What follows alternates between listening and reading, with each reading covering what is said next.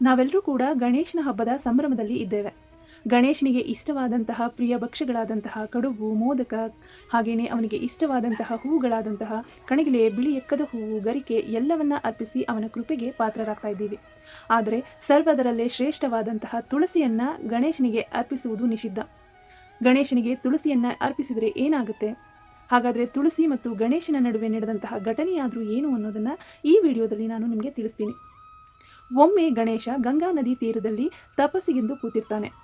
ಆಗ ಅದೇ ಸಂದರ್ಭದಲ್ಲಿ ತನ್ನ ವಿವಾಹಕ್ಕಾಗಿ ವ್ರತದ ಆಚರಣೆಯಲ್ಲಿ ಇದ್ದಂತಹ ತುಳಸಿ ಗಂಗಾ ಜಲಕ್ಕಾಗಿ ಗಂಗಾ ನದಿ ತೀರಕ್ಕೆ ಬರ್ತಾಳೆ. ಈ ಸಂದರ್ಭದಲ್ಲಿ ತಪಸ್ಸನ್ನ ಮಾಡ್ತಾ ಇರುವಂತಹ ಗಣೇಶನನ್ನ ನೋಡಿ ತುಳಸಿ ಮೋಹಿತಳಾಗ್ತಾಳೆ. ಅಷ್ಟೇ ಅಲ್ಲದೆ ಅವನ ಬಳಿ ಹೋಗಿ ತನ್ನ ಪ್ರೀತಿಯನ್ನ ವ್ಯಕ್ತಪಡಿಸಿ ತನ್ನನ್ನ ವಿವಾಹವಾಗುವಂತೆ ಗಣೇಶನಲ್ಲಿ ಬೇಡಿಕೆ ಇಡ್ತಾಳೆ. ಈ ಒಂದು ತುಳಸಿಯ ಬೇಡಿಕೆಯನ್ನ ಸೌಮ್ಯವಾಗಿ ನಿರಾಕರಣೆ ಮಾಡಿದಂತಹ ಗಣೇಶ ತಾನು ಕೌಟುಂಬಿಕ ಜೀವನದಿಂದ ದೂರವಿರಲು ಬಯಸಿದ್ದೇನೆ, ಹಾಗೇನೆ ನಾನು ಕಠಿಣ ಬ್ರಹ್ಮಚರ್ಯ ಪಾಲನೆಯಲ್ಲಿ ಇದ್ದೇನೆ ಅಂತ ಹೇಳ್ತಾನೆ. ಇದರಿಂದ ಕೋಪಗೊಂಡಂತಹ ತುಳಸಿ, ಯಾವ ಒಂದು ಬ್ರಹ್ಮಚರ್ಯ ಪಾಲನೆಯಿಂದ ಶಾಶ್ವತನಾಗಿ ಸಂತನಾಗುವ ಪ್ರತಿಜ್ಞೆಯನ್ನ ನೀನು ಮಾಡಿದ್ದೀಯೋ ಆ ಒಂದು ಪ್ರತಿಜ್ಞೆ ಎಂದಿಗೂ ಕೂಡ ಈಡೇರದಿರಲಿ, ಹಾಗೆಯೇ ನಿನ್ನ ಬ್ರಹ್ಮಚರ್ಯ ಪಾಲನೆ ಒಂದಲ್ಲ ಎರಡು ಮದುವೆಯಾಗಿ ಭಂಗವಾಗುವಂತಾಗಲಿ ಅಂಥೇಳಿ ಶಾಪವನ್ನ ನೀಡ್ತಾಳೆ. ಇದರಿಂದ ಕೋಪಗೊಂಡಂತಹ ಗಣೇಶ, ವಿನಾಕಾರಣ ನೀನು ಒಬ್ಬ ವ್ಯಕ್ತಿಯನ್ನ ನಿಂದನೆ ಮಾಡುವುದಲ್ಲದೆ ಅವನ ವ್ರತವನ್ನ ಭಂಗಗೊಳಿಸಿದ್ದೀಯ. ಇದಕ್ಕೆ ನೀನು ತಕ್ಕ ಪಾಠವನ್ನ ಕಲಿಯಲೇಬೇಕಿದೆ. ಇಷ್ಟು ಸುಂದರಿಯಾಗಿರುವ ನೀನು ರಾಕ್ಷಸನನ್ನ ಮದುವೆಯಾಗುವಂತಾಗಲಿ, ಹಾಗೇನೆ ಮುಂದಿನ ದಿನಗಳಲ್ಲಿ ನೀನು ಕೇವಲ ಒಂದು ಸಸ್ಯವಾಗಿ ಬದುಕುವಂತಾಗಲಿ ಅಂತೇಳಿ ಶಾಪವನ್ನ ನೀಡ್ತಾನೆ. ಈ ಒಂದು ಗಣೇಶನ ಶಾಪವನ್ನ ಕೇಳಿ ಭಯಗ್ರಸ್ತಳಾದಂತಹ ತುಳಸಿಗೆ ತನ್ನ ತಪ್ಪಿನ ಅರಿವಾಗುತ್ತೆ. ಆಗ ತಾನು ಮಾಡಿದ ತಪ್ಪಿಗೆ ತುಳಸಿ ಗಣೇಶನಲ್ಲಿ ಕ್ಷಮೆಯಾಚನೆ ಮಾಡಿ ನೀಡಿದ ಶಾಪವನ್ನ ವಾಪಸ್ಸು ತೆಗೆದುಕೊಳ್ಳುವಂತೆ ಗಣೇಶನಲ್ಲಿ ಮೊರೆ ಇಡ್ತಾಳೆ.